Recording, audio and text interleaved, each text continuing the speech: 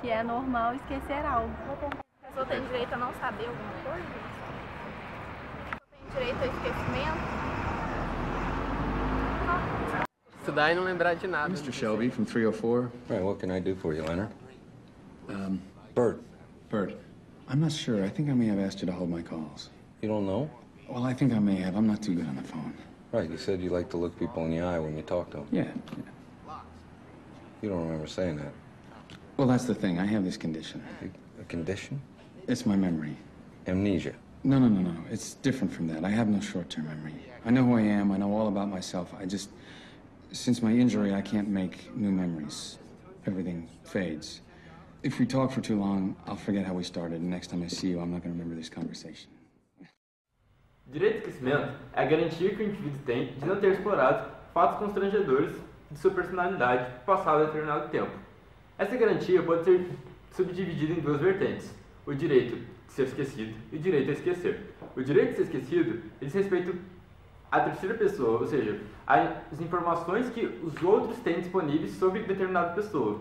Já o direito a esquecer está relacionado às informações que o indivíduo quer ter conhecimento sobre si próprio para que ele possa ter uma nova forma de ser e viver.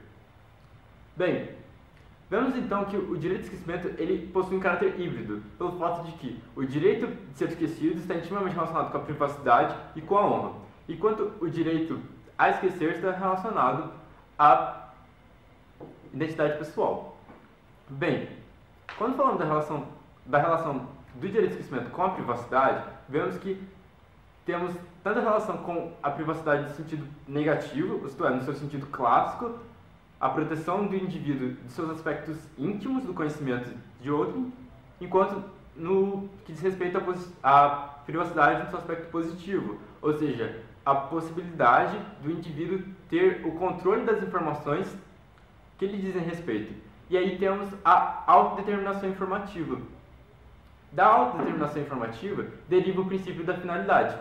O princípio da finalidade vem a ser o entendimento do direito de que os prestadores de serviços devem explicitar os fins dos dados que eles coletam dos clientes, sendo a sua exploração não permitida para além do que é definido. Bem, quando falamos da honra, temos também a relação do direito de esquecimento com todas as expressões da honra, isto é, na expressão objetiva e subjetiva. No Brasil, o debate contra o direito ao esquecimento ganha força, em grande medida, devido à tratativa do tema pelo enunciado 531 da 6ª Jornada de Direito Civil, que defendeu a existência do direito ao esquecimento como uma expressão da dignidade da pessoa humana na sociedade de informação em que estamos inseridos. Lembremos que tais enunciados não possuem força cogente. Contudo, trata-se de importante fonte de pesquisa e argumentação utilizada pelos profissionais do direito. Além disso, o STJ também acolhe a tese do direito ao esquecimento. Prova é que a 4ª turma, em 2 julgados de maio de 2013, que ficaram conhecidos como o caso Aida Cury e o caso da Chacina do Candelário, afirmou que o sistema jurídico brasileiro protege o direito ao esquecimento. Mas, apesar de reconhecê-lo, os ministros, nos mesmos julgados, fazem a ressalva de que este não pode ser invocado em qualquer situação. As observações são duas, e são quanto aos casos em que a divulgação da informação é de notório e justificável interesse do público, como, por exemplo, os crimes genuinamente históricos, em que a narrativa do delito é inconcebível com a desvinculação dos envolvidos, e casos em que há o direito à memória e a verdade histórica em conflito com o direito ao esquecimento, como, por exemplo, a passagem de um regime ditatorial para um democrático, em que toda a sociedade brasileira tem o direito de esclarecer os fatos e as circunstâncias que geraram graves violações dos direitos humanos durante o período da ditadura militar, como torturas, mortes, desaparecimentos forçados, ocultações de cadáveres. Nessas situações, as pessoas que alegam proteção ao seu suposto direito ao esquecimento não têm sequer esse direito. Já o nosso Código Civil, no título que dispõe sobre os atributos da personalidade, o título 2, não fala expressamente do direito ao esquecimento. Porém, com o intuito de protegê-lo, podemos interpretar construtivamente os artigos 20 e 21 do mesmo dispositivo, que falam da utilização da imagem e da vida privada. Um dos casos em que houve reconhecimento do direito ao esquecimento foi o chacina da Candelária. Em julho de 1983, 8 jovens com idades entre 11 e 19 anos foram executados em frente à igreja da Candelária. Um policial acusado de envolvimento, mas inocentado, teve seu nome e imagem divulgados no programa Linha Direta, no TV Globo. O STJ entendeu que não havia mais interesse público naquela divulgação, porque o interesse estava ligado à ideia de crime e ele havia sido absolvido. Ele ganhou o processo e recebeu por danos morais. O caso concreto que pode ser vinculado ao direito ao esquecimento foi o caso Aida Cury.